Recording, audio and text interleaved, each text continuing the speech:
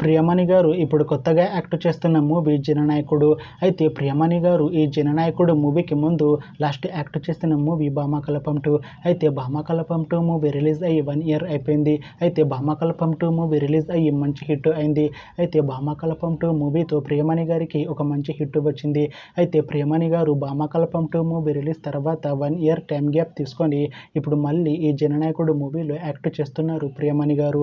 చూడాలి ప్రియమణి గారికి ఈ జననాయకుడు మూవీతో కూడా ఒక మంచి హిట్ వస్తుందా లేదా అనేది మనం ఈ జననాయకుడు మూవీ రిలీజ్ అయ్యాక చూడాలి. అయితే జననాయకుడు మూవీ టీం ఈ మధ్య ఒక చిన్న టీజర్ని విడుదల చేసింది. అయితే దానికి మంచి రెస్పాన్స్ వచ్చింది. అయితే ప్రస్తుతం జననాయకుడు మూవీ టీం షూటింగ్లో బిజీగా ఉన్నారు. అయితే జననాయకుడు మూవీ షూటింగ్ ఆల్రెడీ 70% కంప్లీట్ అయిపోయింది అంటున్నారు మూవీ టీం. అయితే జననాయకుడు మూవీ టీం మాత్రం చాలా కాన్ఫిడెంట్గా ఉన్నారు. ఈ జననాయకుడు మూవీ మంచి హిట్ అవుతుంది అంటున్నారు. అయితే జననాయకుడు మూవీని 2026 జనవరిలో రిలీజ్ చేసేలా ప్లాన్ చేస్తున్నారు movie team.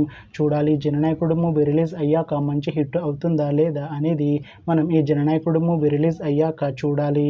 Thanks for watching this video friends. మీకు ఈ వీడియో నచ్చితే ఈ వీడియోని లైక్ చేయండి.